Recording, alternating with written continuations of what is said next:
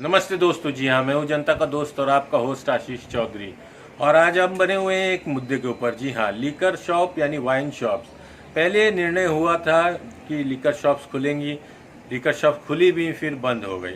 आज supreme court की तरफ से कोई मोहर लगी है जिसमें ऐसा हो रहा है। कई स्टेट्स इस बात पे भी राजी हैं कि वो लीकर की सप्लाई जो है ऑनलाइन या डोर टू डोर भी करेंगे।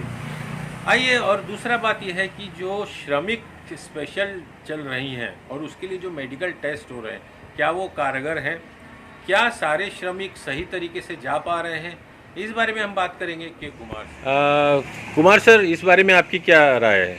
देखिए, जहाँ तक की बात, मैं पहले सबसे बड़ा मेन मुद्दा लेना चाहता हूँ माइग्रेंट्स लेबर्स की, जो हर जगह जगह स्टेट में दूसरे स्टेट में फंसे हुए हैं और बहुत दिन लॉकडाउन हो जाने से उनके पास खाने की समस्या उत्पन्न हो गई और अदर समस्या भी उत्पन्न हो गई।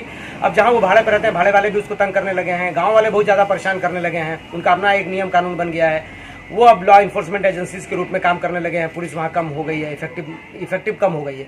तो ऐसी परिस्थिति में हर लोग ये चाहता है कि हम अपने गाँव जाएँ और जो भी चीज़ मिले हम अपने परिवार के साथ जीना या मरना हम अपने परिवार के साथ करें।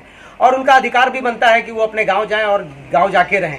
जहाँ तक गांव भेजने का जो प्रोसेस है, गवर्नमेंट ने इतना टीडियस उसका प्रोसेस बना दिया है, इतना टफ प्रोसेस बना दिया है कि जो लॉकडाउन करके आप सोशल डिस्टेंसिंग मेंटेन रख करके कोरोना से लोगों को बचाना चाहते थे, उसकी आपने ऐसी की तैसी कर डाली।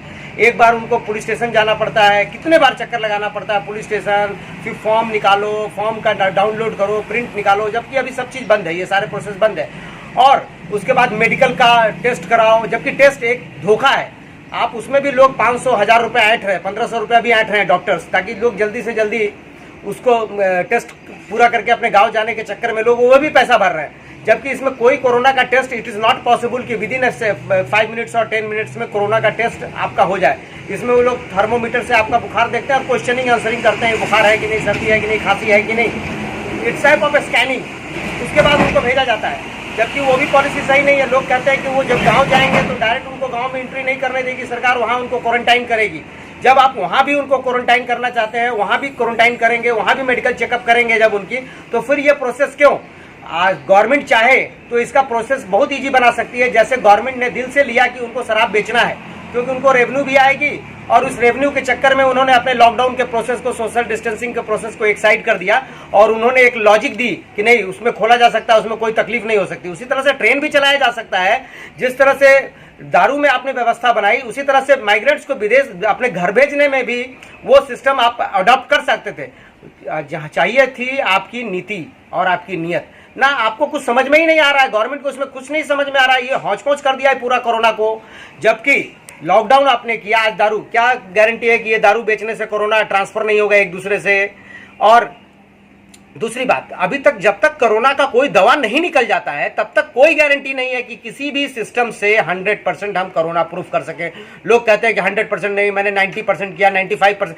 एक भी कोरोना पेशेंट अगर बचा रह गया तो वो करोड़ों में फैलते देरी नहीं लगेगी। ये टोटल बकवास है। आप देखिए मेडिकल्स हमारे यहाँ सिस्टम्स का, उसको भी ऐसी की तैसी कर दी गई, कोई दवा नहीं है। आप महानगर पालिका में या गवर्नमेंट के हॉस्पिटल में भेजने में घंटों आरजू गिनती करना पड़ता है। मैंने खुद एक पेशेंट्स के लिए 5 घंटे सारे डिपार्टमेंट में गुहार किया।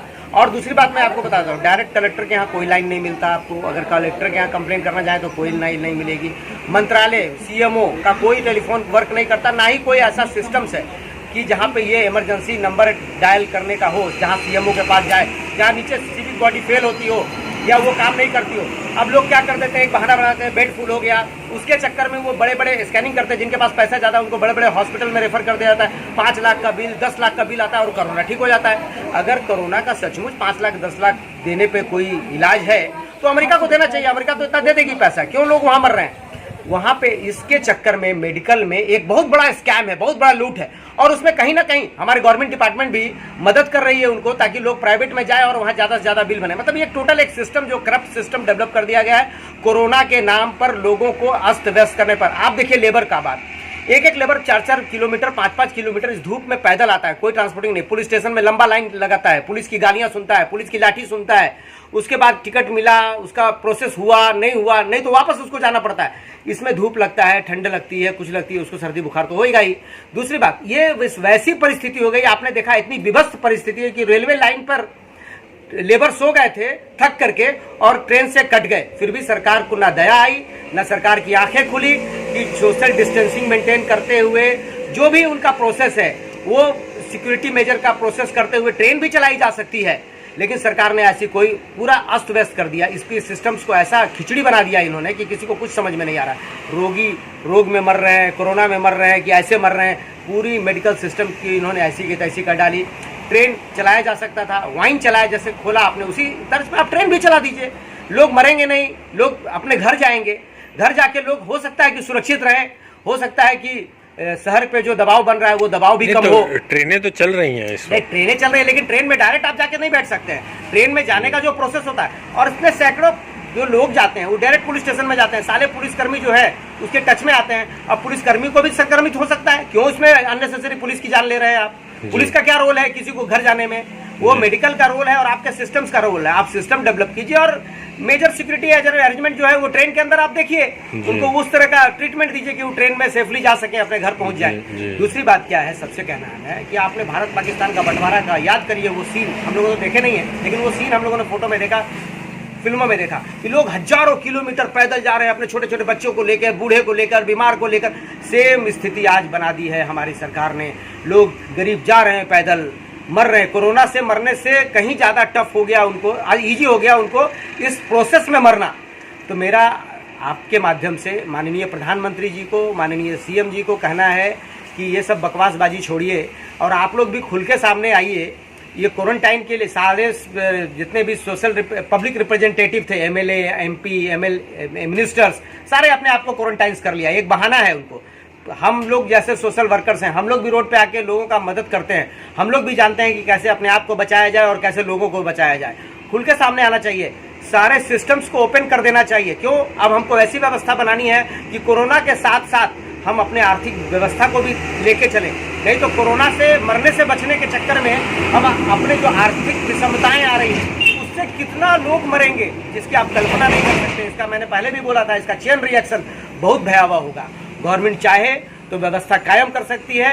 क्यों? कि अब ये मान लेना चाहिए जब तक कोई दवा नहीं आता कोरोना का, तब तक हमको कोरोना के साथ ही अपनी लाइफ जीनी है, अपना देश चलाना है और लोगों को ऐसा व्यवस्था करना है कि वो किसी तरह के तकलीफ में ना रहें और ये जो प्रोसेस, जो हॉररस प्रोसेस हो रहा है, इस प्रोसेस से वो बचे। कुमार जी, एक चीज और देखी जा रही है कि मुंबई में और जगहों की अपेक्षा महाराष्ट्र में, मुंबई में ज्यादा पॉजिटिव कोरोना क्यों मिल रहा है? देखिए, सबसे पहली बात है कि मुंबई का जो सिस्टम्स है, वहाँ पर ओवर क्राउडेड सिटी है, 1 से 1.5 करोड़ की जनसंख्या और वहाँ चाल बहुत ज़्यादा है। वहाँ पे आप देखते होंगे झुग्गी झोपड़ियों में लोग ज़्यादा रहते हैं, स्लम्स ज़्यादा है और स्लम में जो सिविक्स सिस्टम्स है उनका, जो मिनिमम जैसे टॉयलेट है, पानी लेने का है, वो कम है और सबको क्राउड होकर वहाँ आना पड़ता है। तो वहाँ पे कोई ऐसा सिस्टम्स नहीं डेवलप किया जा सकता कि सोशल डिस्टेंस में आप टॉयलेट जाइए और टॉयलेट जाने से पहले टॉयलेट का हैंडल, टेप, सैनिटाइज कीजिए। It is not possible.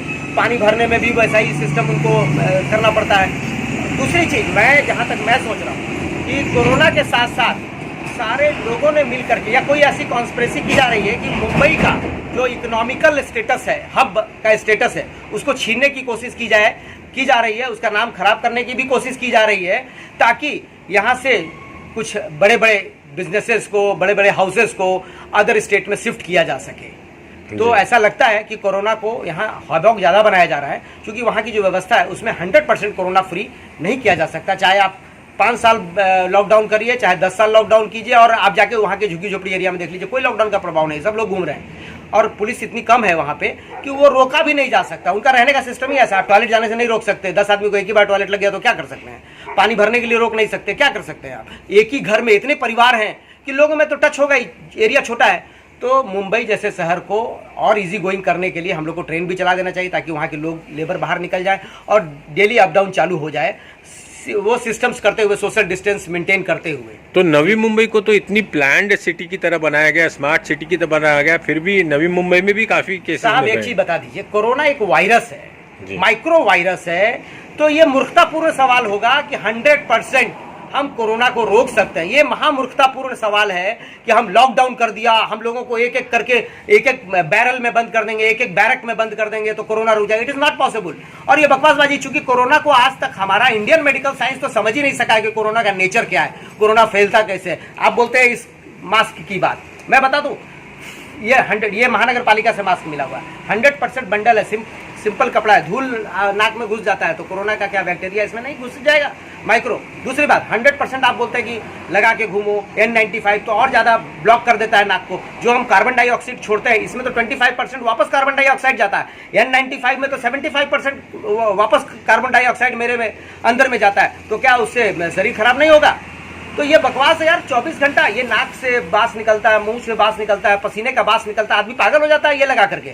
और ये एकदम बकवास है कि कोई भी कपड़ा नाक में लगा लो, कोरोना से तुम बच जाओगे। कोरोना का क्या फुटबॉल जैसा बैक्टीरिया है, उसका क्या वो माइक्रो बैक्टीरिया है, हवा में हम किसी माइक्रोस्कोप से नहीं देखा जा सकता, साधारण माइक्रोस्कोप से।